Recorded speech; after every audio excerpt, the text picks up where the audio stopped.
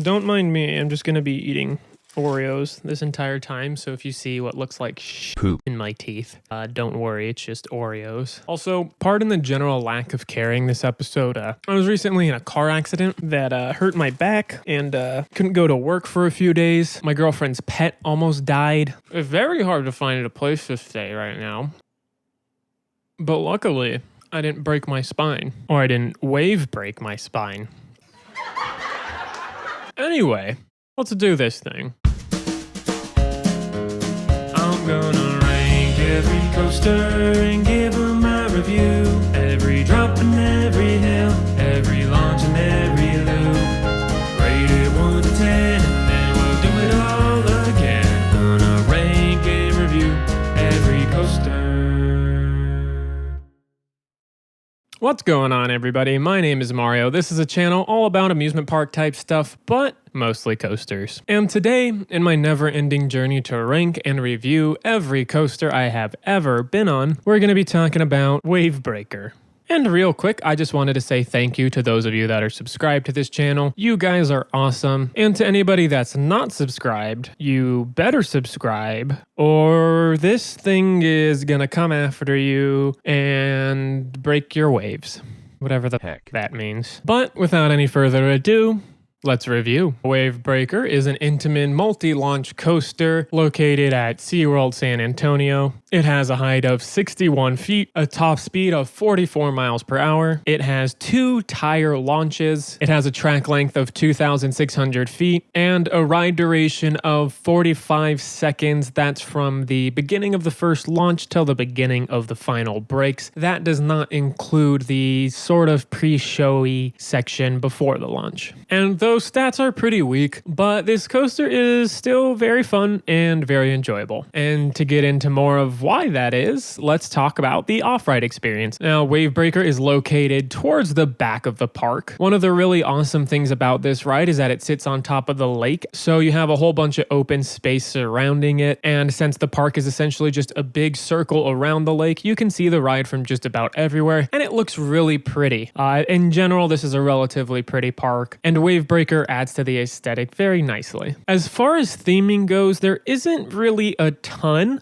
Since this is Wave Breaker, the rescue coaster, it is themed to animal rescue, since that is a big part of what SeaWorld does. The storyline of the ride is essentially you are on a jet ski and you are on a rescue mission to save one of 3 animals, either a sea lion, a sea turtle, or a dolphin. But also throughout the queue, there are multiple different cutouts, signs, posters, whatever you want to call them, highlighting some of the rescue efforts that SeaWorld does. And that brings us to the on-ride section of my review, talking a little bit more about those jet skis. That is what your ride vehicle is. You are riding in a jet ski on this ride. So you're sitting in an upright position and your seat is relatively open. There's not too much holding you in. It's a very minimal lap bar and you can sort of lean over and grab the handles and feel like you're actually riding a jet ski. It's a pretty enjoyable seating arrangement that they have going on. As far as the actual on-ride experience goes, it's nothing too special. The 2 launches aren't very forceful. Just in general, nothing is really that forceful. You're not really going to get any airtime on this ride. There's not too many positive G's pushing you down into your seat. The one thing it does have is some laterals, but as you can kind of see in this 360 POV from my buddy Drew from Parks Bros, you don't really have to hold on to support your upper body in an upright position because the laterals are that mild, but those are really going to be the only forces you are feeling at all is laterals. And since there's not any intense forces, that's a result of there just not really being any intense or very interesting elements on this ride. This ride is mostly just very mild drops and turns, and where you're really going to get the fun is the transitions between the turns, as well as that setting that I was talking about. Being over the water really does make it feel like you're riding a jet ski, and at some points you get so close to the water that it feels like you can reach out and touch it. You can't.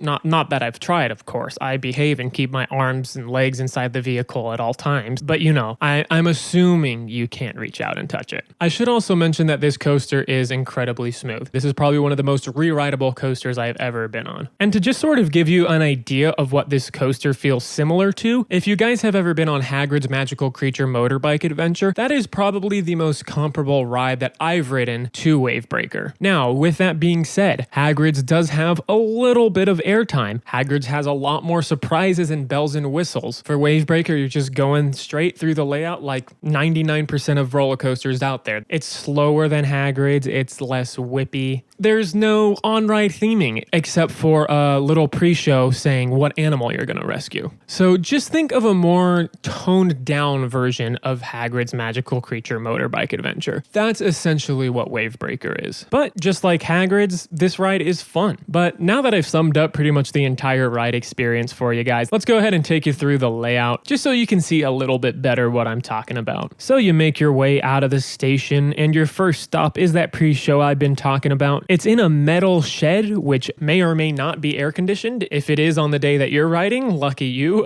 Sometimes it's not, and it's hot. A very nice lady gives you a little briefing on the animal that you're gonna go out and rescue. There's a weird little curtain-y thing that opens up, some lights that flash, and then you very gradually accelerate to what I believe is the top speed. No, actually, I think the first launch is not the top speed. I'm not really sure. I could have done more research, but you know, I didn't. Either way, you're not going more than 44 miles per hour, and it takes quite a while to get there, so it is not a very forceful launch. And since it is a tire drive launch, it's not the smoothest experience, but I actually kind of enjoy it. It's not an uncomfortable shake. It almost feels like you're bouncing up and down a little bit, and it does genuinely kind of feel like when you're skipping across the water on a jet ski. You take a swooping dip to the left, which doesn't really provide any airtime, and then you encounter your first little S-bend section, which is definitely fun. Like I said, it's not really whipping you side to side all that much, but it is enjoyable and it does sort of emulate riding a jet ski. You have a couple more turns into another very, very mild S-bend section, into yet another turn, and then you're hitting your second launch where you're hitting your top speed of 44 miles per hour, and this launch feels almost identical to the first one. You are going a little bit faster, much like after the first launch. You go up a small hill and then take a small swooping turn to your left,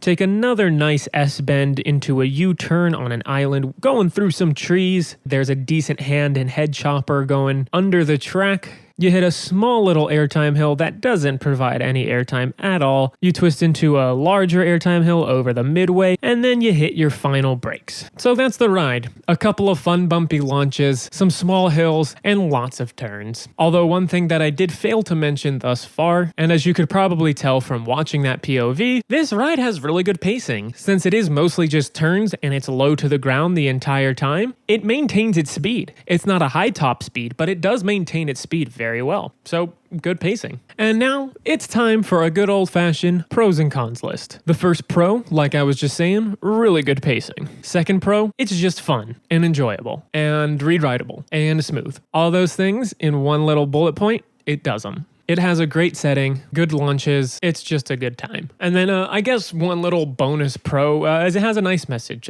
Don't destroy the oceans, and saving animals is good. Now for the cons, I don't think there's anything wrong with this ride. I think it's a perfect family ride, but if I have to get nitpicky, and this is just me personally, it could be more exciting or more intense. It was not intended to be intense, so it's perfectly fine that it isn't. It's still a really great ride. And then the other con would just be that it could be a tad longer. The ride doesn't feel short, but it definitely doesn't feel long either. Now to go ahead and give this thing a number rating out of 10, where a 1 means it's terrible, a 10 means it's amazing. I'd give this thing like a 6.5, maybe a 7 out of 10. I always really enjoy this ride. You know what you're getting going into it. It's not going to be something spectacular, but it always puts a smile on my face. And to rank this coaster, out of the 215 coasters I have currently been on, Wavebreaker, the rescue coaster, is number 72. So top third of coasters I've been on, not bad at...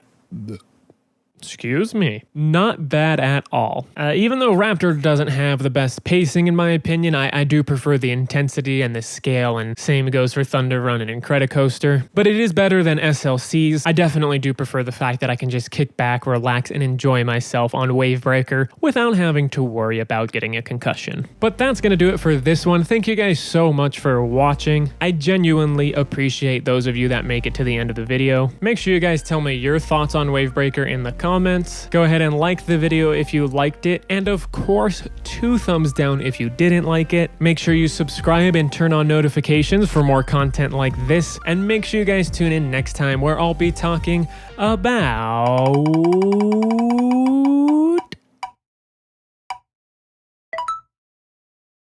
Ooh, breaking waves today, blazing rails tomorrow. Am I right?